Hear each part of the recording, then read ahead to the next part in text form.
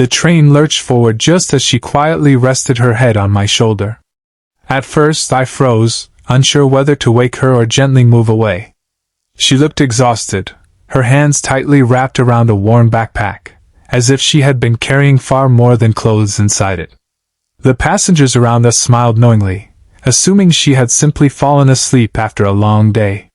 I stared out the rain-speckled window, afraid that even the smallest movement might disturb her peace.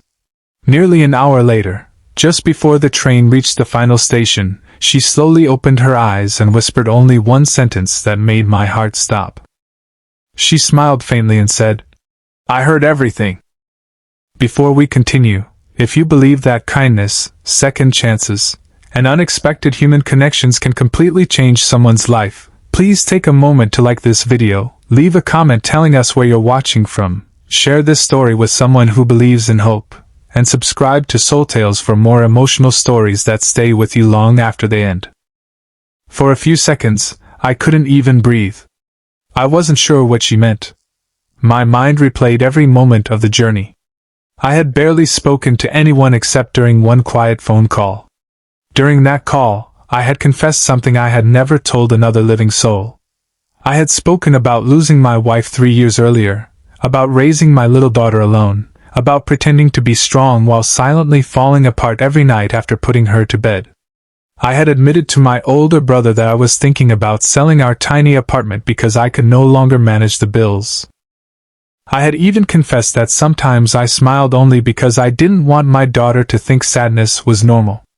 I believed no one had been listening. Yet the young woman sleeping on my shoulder had heard every word. She sat upright, embarrassed but calm, and quietly apologized for pretending to sleep. She explained that she had noticed I became more honest once I believed nobody was paying attention. She never intended to overhear my conversation, but after accidentally hearing the first few sentences, she couldn't stop listening because my story reminded her so much of her own father. There was no judgment in her eyes, only compassion. It felt strange that someone I had never met somehow understood the loneliness I had spent years trying to hide. Outside the train, evening rain covered the city in silver reflections. We walked toward the station exit together, not because either of us planned to, but because either wanted the conversation to end. She introduced herself as Emma, a graphic designer who commuted every weekend to visit her grandmother in a nearby town. She admitted that she had recently ended a long relationship after discovering that promises meant nothing without loyalty. She said she had become afraid of trusting people again, yet hearing someone speak so honestly about grief reminded her that genuine hearts still existed. The following Monday, I returned to my ordinary routine. I woke before sunrise, prepared breakfast for my daughter Lily, packed her school lunch, and hurried to work at a small architectural office where deadlines always arrived faster than paychecks. Life continued exactly as before, yet something inside me had changed. For the first time in years, I realized how desperately I needed someone simply to listen. Emma hadn't offered solutions. She hadn't promised miracles. She had simply listened, and somehow that had lightened a burden I had carried alone for years. A week later, I boarded the same train without expecting anything unusual. To my surprise, Emma was already sitting near the same window. This time she smiled before I even reached the seat beside her. There was no pretending. No awkward silence. Just two strangers who somehow felt less alone together. Every weekend after that, our paths continued crossing. Sometimes we talked about books, sometimes about our families, sometimes about nothing important at all. The train became a place where either of us needed to wear a mask. As months passed, our friendship quietly grew stronger. Emma eventually met Lily during a weekend festival. I worried my daughter would be shy, but within minutes they were laughing together while feeding ducks by the lake. Watching them from a distance, I realized it was the first time I had seen Lily laugh so freely since her mother's passing. Children often recognize kindness before adults do.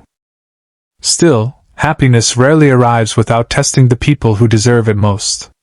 Just when life finally seemed brighter, my company announced massive layoffs after losing several major contracts. My position disappeared overnight. Standing outside the office carrying a cardboard box with my belongings, I felt the same crushing fear I had experienced after losing my wife. I wasn't afraid for myself. I was terrified of failing Lily. For several weeks I searched desperately for work. Every interview ended politely but unsuccessfully. Bills accumulated. The apartment seemed smaller each day, not because of its size but because worry filled every corner. I tried hiding my anxiety from Lily, but children notice more than parents realize. Emma never pressured me to stay positive. Instead, she quietly helped however she could. She reviewed my resume late into the night, introduced me to former colleagues, and reminded me that asking for help was not weakness. One rainy afternoon, while cleaning old drawers before preparing the apartment for sale, I found a notebook belonging to my late wife. Inside its pages were dozens of handwritten letters addressed to Lily for birthdays she hoped to celebrate in the future. Tears blurred every sentence. Reading those words reminded me that love never truly disappears. It simply changes the way it reaches us. Emma sat beside me in silence as I cried for the first time in years without feeling ashamed. Inspired by those letters, Emma suggested creating a small online project where families could preserve personal stories, voice messages, and letters for future generations. At first, the idea sounded impossible. I had no experience running a business. But together we spent evenings designing the website after Lily fell asleep. We poured our memories, our losses, and our hopes into every page. The project wasn't built to make money. It was built to help people leave pieces of themselves behind for those they loved most. Slowly, families began sharing the platform. Messages arrived from parents battling illness, grandparents recording bedtime stories, soldiers writing letters before deployment, and children preserving memories of loved ones. The project touched hearts far beyond anything we imagined. Local newspapers featured our story. Donations helped improve the platform, and eventually it became successful enough to support our small team. More importantly, it reminded thousands of families that memories deserve to be protected. One evening, nearly 2 years after that unforgettable train ride, Emma and I boarded the same train once again. We deliberately chose the same seats where everything had started. This time there was no sadness hanging between us.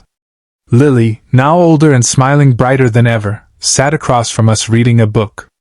As the train rolled gently through the countryside, Emma laughed and admitted that she had almost fallen asleep for real that day years ago. Pretending had only lasted a few minutes. But hearing my conversation convinced her that some people still carried quiet goodness despite overwhelming pain. She said if she had never rested her head on my shoulder, either of our lives would have become what they were. I looked out the window and realized how strange life truly is. We often believe the biggest moments arrive with loud celebrations or dramatic announcements. Instead, they usually arrive quietly, disguised as ordinary days, ordinary strangers, and ordinary train rides. One unexpected act of trust had connected 2 broken lives that eventually helped countless others heal. Before this story comes to its end, we'd love to hear from you. Please comment with the words, "Kindness changes lives." If you believe one small act of compassion can create a lifetime of hope. If this story touched your heart, reminded you of someone special, or gave you hope during a difficult season, please like this video, leave a heartfelt comment, share it with someone who needs encouragement today, and subscribe to Soul Tales. Your support allows stories of kindness, healing, and second chances to reach people who may need them the most. As the train finally reached its last station, Emma gently rested her head on my shoulder once again. This time, she really was asleep. I smiled, careful not to move, because I had learned something that rainy evening years ago. Sometimes life changes forever not because someone speaks, but because someone quietly stays. And sometimes the greatest love stories don't begin with perfect words. They begin with silent understanding, unexpected kindness, and the courage to believe that even after unbearable loss, the human heart can still find its way home.